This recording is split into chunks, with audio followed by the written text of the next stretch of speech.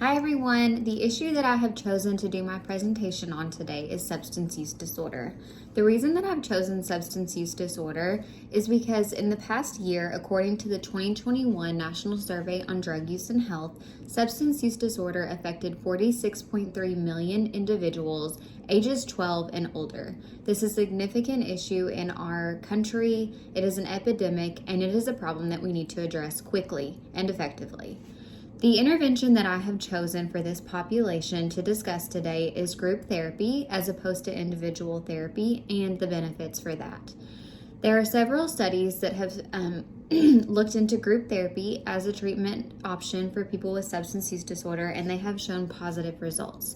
For example, one study showed that group therapy offered benefits of increased abstinence compared with individualized therapy approaches. Other studies have shown that participation in group therapy shows positive data in abstinence rates and negative urine drug screens compared to those who participate in individual therapy. These individuals had higher abstinence rates and more negative drug screens compared to those who participated in individual therapy.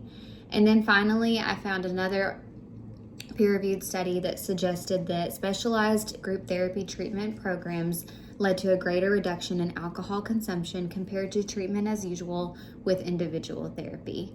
There is a lot of data that shows also that group therapy options can be more cost-effective and easier to implement as opposed to individualized therapy.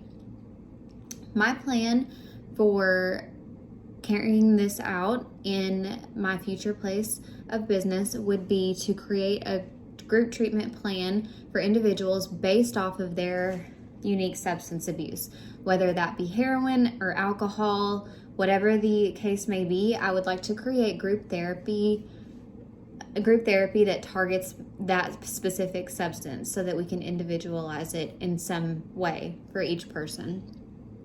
Next, I would like to screen individuals for substance abuse.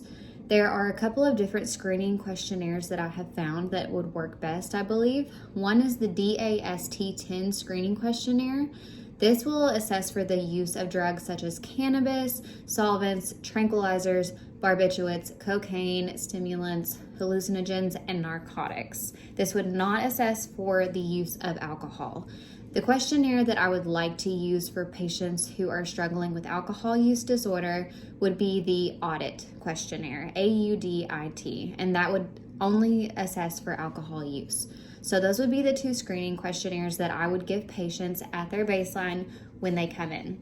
I would offer patients the choice between group and individual therapy and explain the benefits of group therapy versus individual therapy. Of course, it would be their choice, and if it's something that they're comfortable with, I would go ahead and set them up with a group therapy treatment plan.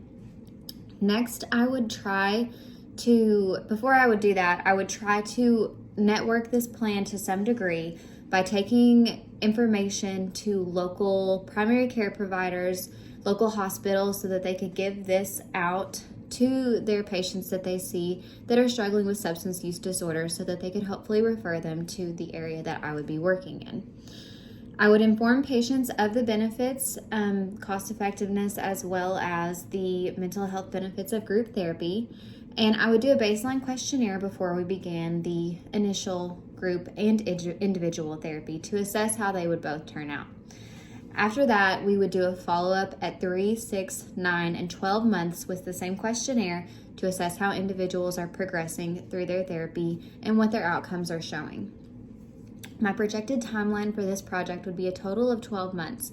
At the end of the 12-month mark, I would be evaluating the final results to look at people and their substance abuse intake and see if it has been reduced.